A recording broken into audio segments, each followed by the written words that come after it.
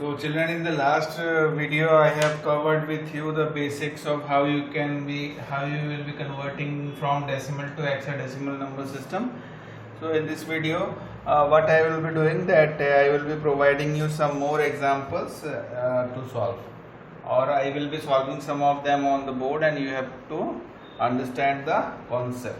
Okay, so now if the next question is 0.12 base 10 and you have to convert this into the equivalent hexadecimal number system. So what you will be doing, that the process I have told you, that you will be using the multiplication method. So how you will be multiplying it? It will be 0.12 multiplied by 16. It will be equal to how much? This will be equal to 1.92. 1.92. So what will be the remainder? 1 will be the remainder. Next, 0.92 multiplied by 16. This will be equal to how much? Yes, the calculations is bit tougher on this on these kind of questions, so you have to do it. So don't use the calculator. So for this 14 remainder, I have told you that you will be using a symbol. So what is the symbol for this? For 14 you have E. I have told you na. So for A you will be writing 10, for B you will be writing 11, for C you will be writing 12, for D you will be writing 13, for E you will be writing 14, and for F you will be writing 15. So this is how you will be doing it. Okay, so if it is 14 over here, so what you will be doing, you will be writing E over here. So E is written on this side. Now after this, what will happen?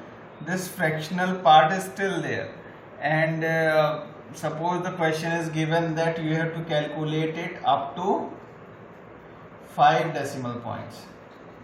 5 decimal points you have to calculate. So that means what? Until the 5 times you will be calculating, you will be repeating this method, you have to keep on doing the process. So this will be equal to 0.72 multiplied by 16. Now when you will be multiplying this, you will be getting the answer as 8.32, and for that again the remainder is 8. You will be writing remainder 8 over here, and 0.32 will be continued with this 0.32 multiplied by 16. So this will be equal to 5.12. 5.12, it will be equal to 5.12. So what will the remainder? 5 will be the remainder. So you have calculated it for 1, 2, 3 and 4 times. So one more time you have to calculate, as it is given that you have to calculate it for the 5 decimal points. So what you will be doing again you will be taking up the fractional part and you will multiplying it by 16. Again 1.92 will come and 1 will be taken as the remainder. But after this we will not be continuing the thing. This is only because up to 5 decimal point it is given and we have already calculated up to 5 decimal points. So what will be the answer for this? 0.12 base 10 is equal to how much? It will be equal to 0.1851 base 16. So this is the answer for the provided question. Now after this I will be taking up one more example in this video. Okay, let's A is 10, B is 11, C is 12. Okay. Next the question is 0.08 base 10 and you have to calculate it for the hexadecimal, right? So you will be multiplying it by 16. It will be equal to 1.28.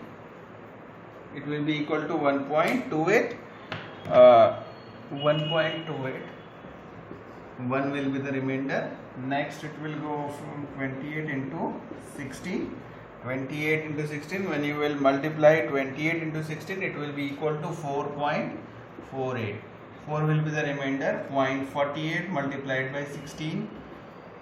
This 0.48 multiplied by 16 will give you 7.68. 7.68, 7 will be the remainder. 0.68 multiplied by 16. 0.868 multiplied by 16. and this will give you 10.88. 10.88. So 10 is the remainder. For 10 we have a symbol that is A, so you will represent A over here. We have calculated it 1, 2, 3 and 4 times. Now again we will be calculating it for the 5th time. 88 into 16. 0.88 into 16, it will give you 14.08, and 14 is the remainder. So for 14 we have symbol that is E. So now we have calculated it for the 5 times, so we will end the process. So see, in this video, in both the examples, I have taken a question in which it is asked to calculate it for the 5 decimal points. Okay, so what will be the answer for this? 0.08 base 10 is equal to 147 AE, and this will be 0 point and this. So this is the answer for the question.